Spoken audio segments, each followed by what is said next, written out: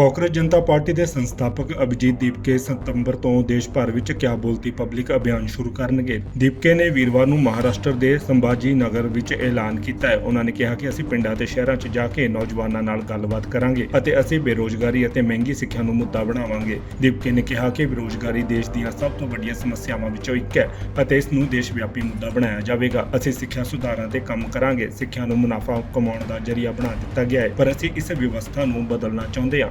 ਜ਼ਿਕਰਯੋਗ ਹੈ ਕਿ ਨੀਟ ਪੇਪਰ ਲੀਕ ਨੂੰ ਲੈ ਕੇ ਦੀਪਕੇ ਅਤੇ ਉਸ ਦੀ ਪਾਰਟੀ ਨੇ ਜੰਤਰ ਮੰਤਰ ਤੇ 20 ਜੂਨ ਤੋਂ 25 ਜੁਲਾਈ ਤੱਕ ਲਗਾਤਾਰ 36 ਦਿਨਾਂ ਤੱਕ ਧਰਨਾ ਦਿੱਤਾ ਸੀ। ਇਸ ਦੌਰਾਨ ਹਜ਼ਾਰਾਂ ਵਿਦਿਆਰਥੀ, ਮਾਪੇ ਅਤੇ ਨੌਜਵਾਨ ਅੰਦੋਲਨ ਵਿੱਚ ਸ਼ਾਮਲ ਹੋਏ ਸਨ। ਵਾਤਾਵਰਣ ਸੰਗਰਾਮੀ ਸੋਨਮ ਵਾਂਗਚੁਕ ਵੀ ਪ੍ਰਦਰਸ਼ਨ ਵਿੱਚ ਸ਼ਾਮਲ ਹੋ ਕੇ ਆਪਣੀ ਭੁੱਖ ਹੜਤਾਲ ਤੇ ਬੈਠੇ ਸਨ। 20 ਜੁਲਾਈ ਨੂੰ ਕਾਂਗਰਸ ਜਨਤਾ ਪਾਰਟੀ ਨੇ ਸੰਸਦ ਭਵਨ ਵੱਲ ਮਾਰਚ ਕੱਢਿਆ ਸੀ। ਇਸ ਦੌਰਾਨ ਵਿਦਿਆਰਥੀਆਂ ਤੇ ਪੁਲਿਸ ਨੇ ਲਾਠੀਚਾਰਜ ਕੀਤਾ ਸੀ। 25 ਜੁਲਾਈ ਨੂੰ ਤਤਕਾਲੀ ਸਿੱਖਿਆ ਮੰਤਰੀ ਧਰਮਿੰਦਰ ਪ੍ਰਧਾਨ ਦੇ ਅਸਤੀਫੇ ਤੋਂ ਬਾਅਦ ਕਾਂਗਰਸ ਜਨਤਾ ਪਾर्टी ने धरना खत्म करने का ऐलान किया सी। ब्यूरो रिपोर्ट एबीपी साझा। कांग्रेस जनता पार्टी का अब आगे का एजेंडा क्या है, कांग्रेस जनता पार्टी आगे जाकर क्या करने वाली है, तो मुझे आप सभी लोगों को बताते हुए खुशी हो रही थी कि कई सारे लोग हमें मैसेजेस कर रहे थे, कमेंट्स पर पूछ रहे थे कि आगे क्या करोगे, आगे क्या करोगे। तो उस पर हम एक अनाउंसमेंट करने जा रहे हैं। सितंबर के महीने में कांग्रेस जनता पार्टी एक नेशन वाइड कैंपेन शुरू करने जा रही है। ये एक तरीके का नेशन वाइड टूर होगा हमारा। इस कैंपेन का नाम होगा क्या बोलती पब्लिक, क्योंकि अभी जो ज़रूरत है वो पब्लिक की बात होने का ज़रूरत है। पब्लिक को अपनी बात रखनी पड़ेगी। पब्लिक की आवाज़ सुनने का वक्त आ चुका है अब, और अगर आप पब्लिक की आवाज़ नहीं सुनोगे तो पब्लिक ये सड़कों पर उतरेगी। तो इसलिए हमने जो डिसाइड किया है, क्योंकि हम वो गलती दोहराना नहीं चाहते जो आज तक इन बाकी लोगों ने दोहराई है। जंतर मंतर का जो हमारा एक्सपीरियंस रहा है, जो हमें समझ में आया है, वो ये रहा है कि इन लोगों का जो कोर फ्रस्ट्रेशन है, ये जो जेनजी है, इनका कोर फ्रस्ट्रेशन ये है कि इन लोगों को डिसमिस किया जाता है, इन लोगों को इग्नोर किया जाता है, इन लोगों से कोई बात नहीं करता है, इन लोगों से कोई पूछता नहीं है कि आपकी एक्सपेक्टेशंस क्या है, आपकी प्रॉब्लम्स क्या है, आपके सपने क्या है, इस देश को लेकर आपकी क्या उम्मीदें हैं, क्या होप्स है, ये कोई पूछता नहीं है। तो हम वो गलती दोहराना नहीं चाहते। हम चाहते हैं क्योंकि इस देश की 60% पॉपुलेशन जो है वो अंडर द एज ऑफ 35 है। 65% पॉपुलेशन जो है वो अंडर द एज ऑफ 35 है। यही लोग हैं जो आगे जाकर इस देश का भविष्य है, यही लोग हैं जो आगे जाकर इस देश को चलाने वाले हैं, यही लोग हैं जो आगे जाकर इस देश को आगे बढ़ाएंगे। तो जो लोग आगे जाकर देश का भविष्य है, उन लोगों को इग्नोर करके, उन लोगों से बिना बात किए, उन लोगों से बिना एंगेज किए आप कैसे कोई पॉलिटिकल डिसीजन ले सकते हो, आप कैसे कोई पॉलिसी डिसीजन ले सकते हो, आप कैसे कोई पार्लियामेंट हो या इलेक्शन हो वहाँ पर डिस्कशन कर सकते हो। तो हम जो करना चाहते हैं वो करना चाहते हैं इन लोगों से stakeholder consultation, because they are the biggest stakeholder in India right now. Future उनका दाव पर है, ज़िंदगी उनकी दाव पर है। तो कांग्रेस जनता पार्टी इन सभी पूरे देश भर में घूमेगी, इन सभी लोगों से बातचीत करेगी, समझेगी इनके मुद्दे क्या है, इनकी क्या एक्सपेक्टेशंस है, और देश की एक इन टोटलिटी पॉलिटिक्स किस तरीके की होनी चाहिए, पॉलिटिक्स के मुद्दे क्या होने चाहिए। बिकॉज हम शुरुआत से कह रहे कि हम एक प्रेशर ग्रुप है जो चाहते कि एक पॉलिटिकल डिस्कोर्स चेंज हो इस देश का। क्योंकि पॉलिटिकल डिस्कोर्स में हमारे देश के पॉलिटिकल डिस्कोर्स के नाम पर क्या होता है, यूपी में होता है शमशान बनेगा या कब्रिस्तान बनेगा, महाराष्ट्र में आते हैं तो कहते हैं बटोगे या कटोगे। इससे किसी को जॉब्स नहीं मिल रही है, इससे किसी को अच्छी शिक्षा नहीं मिल रही है। तो हम जो चाहते हैं वो ये है कि मुद्दों की बात हो, शिक्षा की बात हो, बेरोजगारी की बात हो, और इसके साथ साथ इस देश के युवा, उनकी जो भी उम्मीदें, उनके जो भी कंसर्न्स हो, बात उस पर हो, देश के युवाओं की बात हो, उनके मन की बात ज़रूरी है, क्योंकि दे आर इन मेजॉरिटी, उनकी बात आपको सुननी पड़ेगी।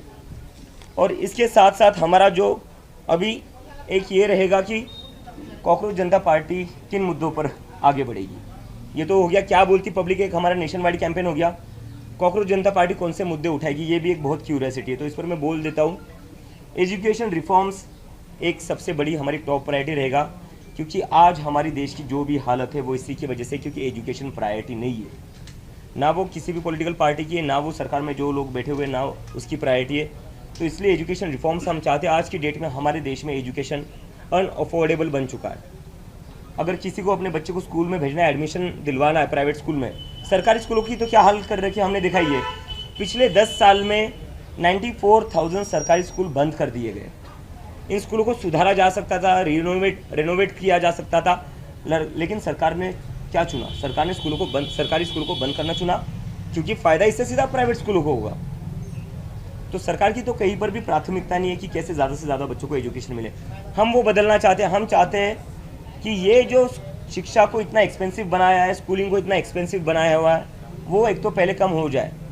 कैसे कोई family, middle class family, lower middle class family अपने बच्चे को अच्छा एजुकेशन दिला सकती है, जब उनको हर साल 1-1.5 लाख की तो फीस ही देनी पड़ती है फर्स्ट या सेकंड स्टैंडर्ड के लिए। उतनी तो ना इनकम होती है, ना सेविंग्स होती है फैमिलीज़ की। जो परिवार 40-50 हज़ार कमाता है, घर चलाने में उसके 30-40 हज़ार जाएंगे, बचेगा क्या? बचेंगे 10 हज़ार हर महीने के। कहाँ से एक साल के वो 1-1.5 लाख भरेंगे? तो ये सबसे पहले कम होना चाहिए। प्राइवेट स्कूलों पर कैप लगना चाहिए फीस के रिगार्डिंग। सरकारी स्कूलों पर सरकार को काम करना पड़ेगा। आपकी जिम्मेदारी है सरकारी स्कूल चलाना। जिस तरह से अपने डीमोनेटाइजेशन के बाद हर जिले में अपने मुख्यालय खोल दिए थे, अपने हेडक्वार्टर्स खोल दिए थे, आपने क्यों वैसे स्कूल्स नहीं खोले? उल्टा आप स्कूल बंद करते गए हो। तो ये नहीं चलेगा। एजुकेशन रिफॉर्म ज़रूरी है। और ये बस प्राइमरी स्कूल की बात नहीं है, जो कॉलेजेस में भी डोनेशन आते, मैनेजमेंट कोटा चलता है, डोनेशंस के नाम पर जो सीटें भरी जाती है। एक तो सीटें कम है हमारे देश में, कॉलेजेस में सीटें कम है, जिसकी वजह से कई लोगों का हक मारा जाता है। मैनेजमेंट कोटा के ऊपर कोई बात नहीं करता है। 25-25, 30-30 लाख देकर वहाँ पर सीटें भरी जाती है, उसके ऊपर कोई बात नहीं करता है। तो एजुकेशन रिफॉर्म्स को हम पुश करेंगे, जहाँ पर हम चाहते हैं एजुकेशन अफोर्डेबल बने।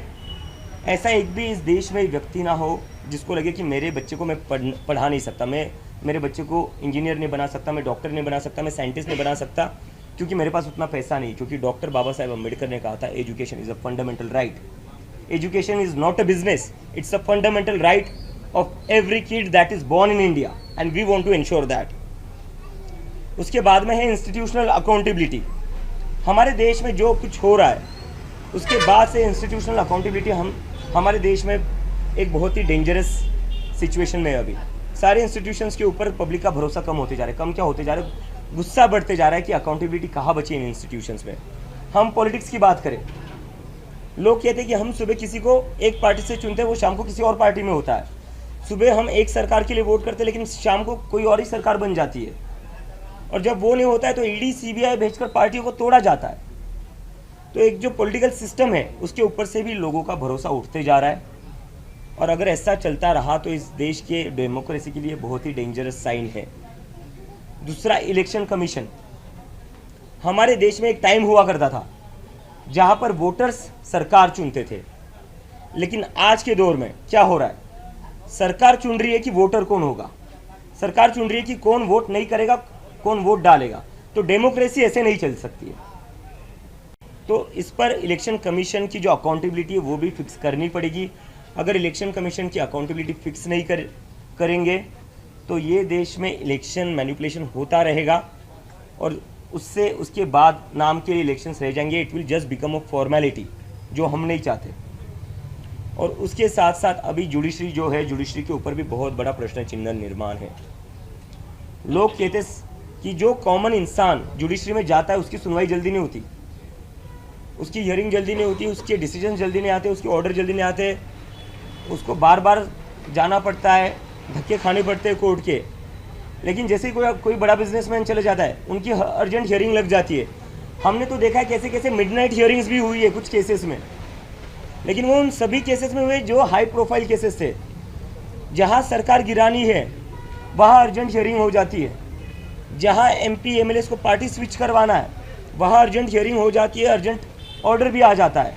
लेकिन जब इस देश का सामान्य नागरिक जब कोर्ट में जाता है तब अर्जेंट हियरिंग नहीं होती है। और तब तो मतलब कुछ जज तो ऐसे वो स्टेटमेंट भी दे देते हैं कि हमारे पास अभी इसके लिए टाइम नहीं है।